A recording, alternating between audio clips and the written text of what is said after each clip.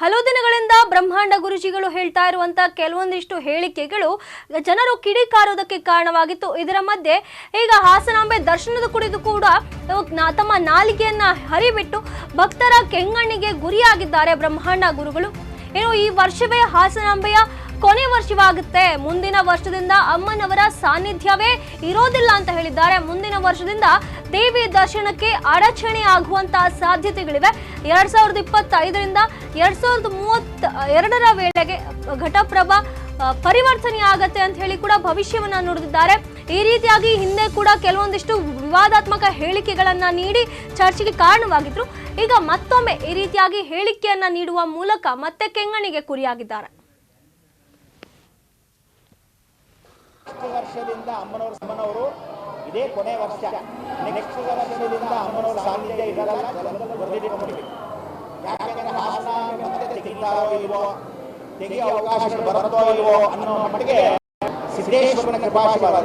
ಎಲ್ಲ ಸಿದ್ದೇಶ್ವರ, ಎಲ್ಲೆಲ್ಲಿ ಸಿದ್ದೇಶ್ವರ ಇದ್ದಾನೆ, ಹಾಸನ ಸಿದ್ದೇಶ್ವರ ಇದ್ದಾನೆ, ಜೇನುಗಲ ಸಿದ್ದೇಶ್ವರ ಇದ್ದಾನೆ. ಇವರೆಲ್ಲ ಒಂದು ಪಂಗಡಕ್ಕೆ ಶಿವನ ಶಕ್ತಿ ಒಂದು ಕಡೆ ಸೇರ್ಪಡುತ್ತೆ ಅಂತ ಮುಂದೆ ವಿಜಯವಾಗಿರತಕ್ಕಂಥ 2025ರಿಂದ 32 ಒಳಗೆ ಸಿದ್ದೇಶ್ವರ ಸಾನ್ನಿಧ್ಯದಾಗ 7 ನಾಲ್ಕು ತಂಗಿರು ಏನು ಬಂದಿರತಕ್ಕಂಥ ಸೇರಿದೆ ಅಂತ ಒಂದು ಘಟಪ್ರಭಾ ಪರಿವರ್ತನೆ ಆಗೇ ಆಗುತ್ತೆ. ಎಲ್ಲರೂ ಈ ವರ್ಷದಿಂದ ಎಲ್ಲರೂ ಹೆಂಗಸರಿದ್ದಾರೆ, ಖರ್ಚು ಎಲ್ಲ ತುಂಬಾ ಕಡಿಮೆ ಮಾಡಿ ಮುಂದಿನ ಖರ್ಚುಗಳು ಎಷ್ಟು ಮಟ್ಟಿಗೆ ಬರುತ್ತೆ ಅಂದರೆ ಉನ್ನತ ಸಾಧನೆಗೆ ದುಡ್ಡು ಕಾಸು ಎಲ್ಲ ಇರುತ್ತೆ.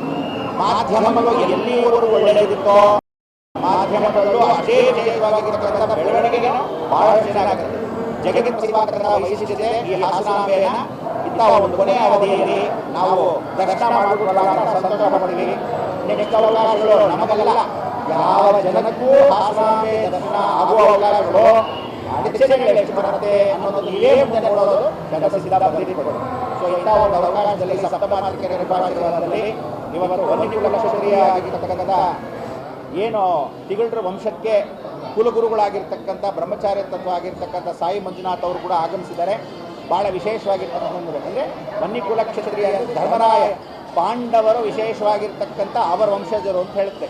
ಸೊ ಕೃಷ್ಣ ಪರಮಾತ್ಮನ ಅನುಗ್ರಹದಲ್ಲಿ ಅವರು ಕೂಡ ಈ ದರ್ಶನಕ್ಕೆ ಕೊನೆಯ ಅವಧಿಯನ್ನು ಪಡೆದಿದ್ದಾರೆ.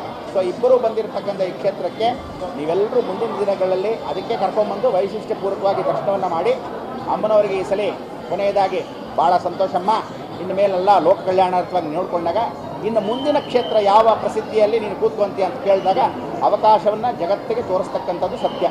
ಅದಕ್ಕೆ ನಿಮಗೆಲ್ಲರಿಗೂ ಆಯುರಾರೋಗ್ಯ ಕೊಟ್ಟು ಐಶ್ವರ್ಯ ಕೊಟ್ಟು ಕಾಪಾಡಲಿ. ಮಾಧ್ಯಮ ಮಿತ್ರರಲ್ಲಿ ವಿಶೇಷವಾಗಿ ಬಂದಿರತಕ್ಕಂಥ ಈ ಸಂದರ್ಭದಲ್ಲಿ ಭಾಳಷ್ಟು ಜನಕ್ಕೆ ಉತ್ಸಾಹವಿಲ್ಲದ ಇರತಕ್ಕಂಥ ಜಗತ್ತಿಗೆ ಇನ್ನೊಂದು ಗಂಡಾಂತರ ಕಾದಿರ್ತಕ್ಕಂಥದ್ದು ಏನು ಎತ್ತ ಆಶ್ಚರ್ಯ ಅಲ್ಲ, ತಾವು ನೋಡಿ ಕಾದು ಆ ಭಗವತಿ ಆಶೀರ್ವಾದ ಸದಾಕಾಲದಲ್ಲಿ ನಿಮಗೆಲ್ಲ ಇರಲಿ ಅಂತ ಮುಖಾಂತರ ನಮ್ಮ ಎರಡು ಮಾತನ್ನು